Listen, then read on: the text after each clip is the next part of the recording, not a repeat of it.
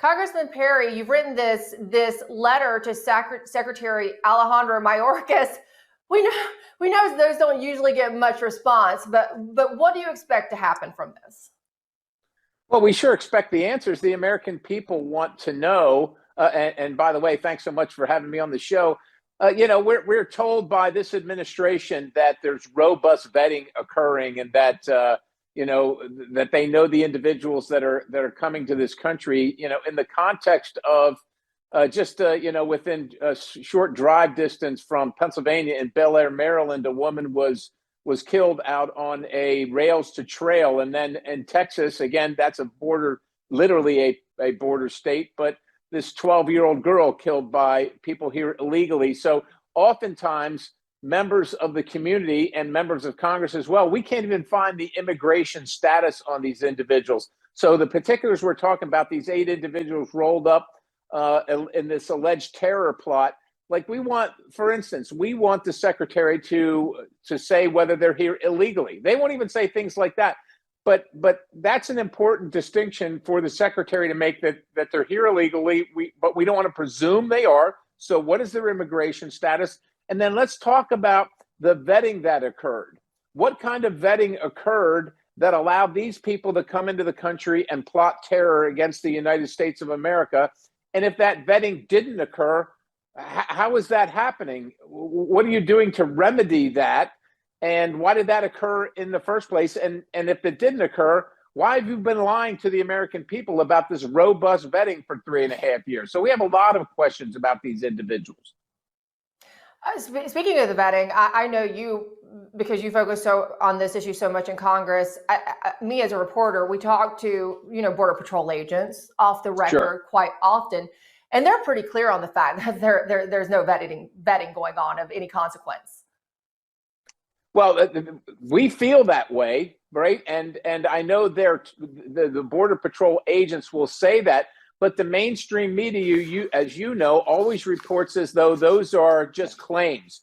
And as long as the secretary is willing to kind of just side skirt the issue, they will remain claims. We want him to say exactly what the vetting was, and if it's not robust, and we don't think it is, actually, matter of fact, we don't think there's any vetting of any substance occurring, then that's an important distinction to make. But he needs to say it so that the media can stop going out and just claiming that this non-existing vetting is actually occurring. Meanwhile, they're bringing terrorists into our country that are plotting against us on a daily basis. So that's what we want to get to. We want the official position on this vetting. And maybe they'll say these were gotaways. Okay, well, that's an admission in and of itself, that they didn't vet them at all, or some of them, or what have you. But the American people need to know exactly what's happening.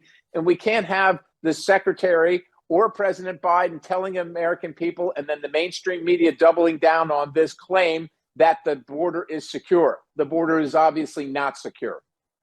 Yeah, even Democrats realize that watch MSNBC. There's no denying that, even to Joe Biden's core supporters at this point. It seems like immigration polls is a big issue across the board, across demographics.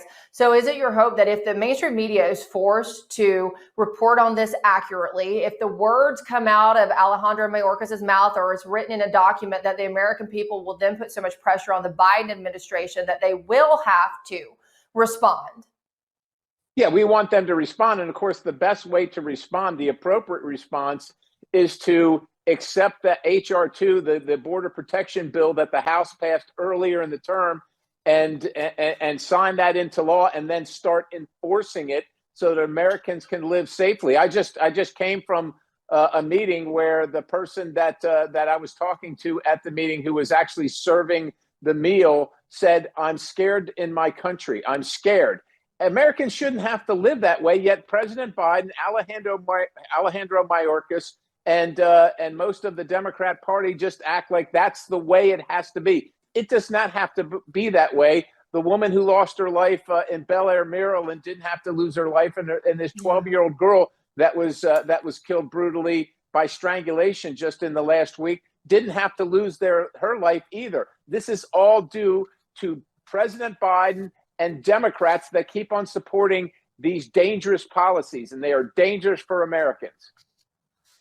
Yeah, that's heartbreaking about the mother in Maryland. She was a mother of five, beautiful young woman, had so much of her life ahead of her. I did see that her mother put out a statement condemning the border and saying Maryland is now, essentially, she was saying Maryland's now a border state. The Biden administration always pretends to be doing something about it. And from what we understand, they have an app that's being run by the federal government to help get these people into the country. They seem to constantly be facilitating it and making it easier, no matter how much you all try to make them do their job. Tell us about this app, Congressman. Well, this CBP, Customs and Border Protection One, CBP One app is being used by the cartels, is being used by people that want to come and, their first act would be to break the law to come to the country illegally.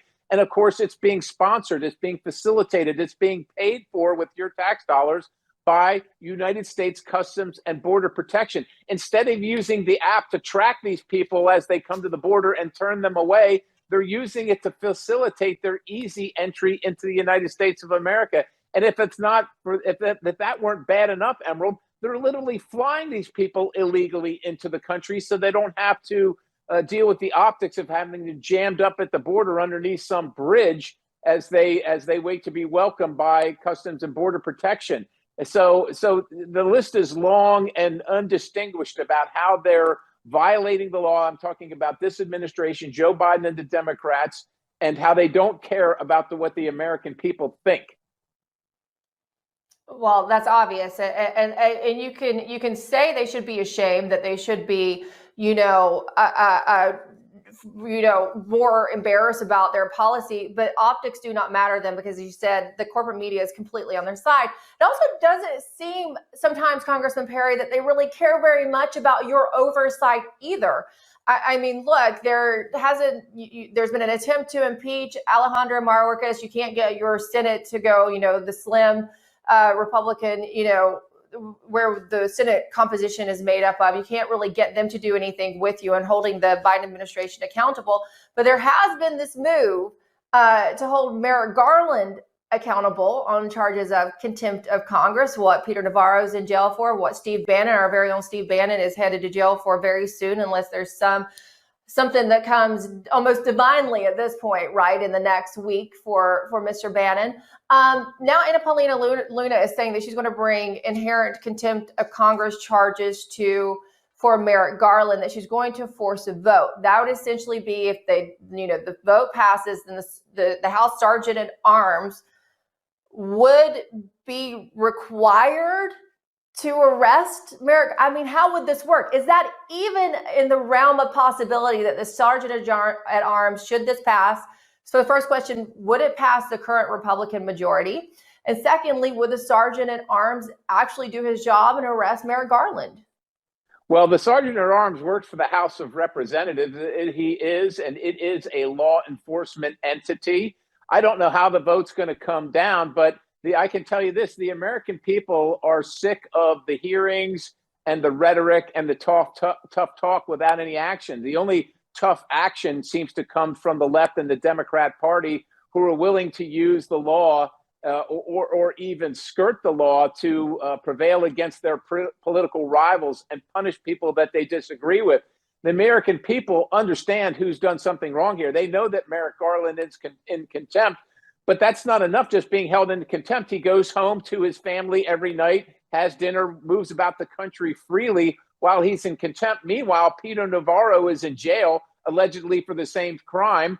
And as you said, Steve Bannon is likely headed to jail for the same crime. So they want something done about it. So I applaud Representative Anna Paulina Luna for this legislation.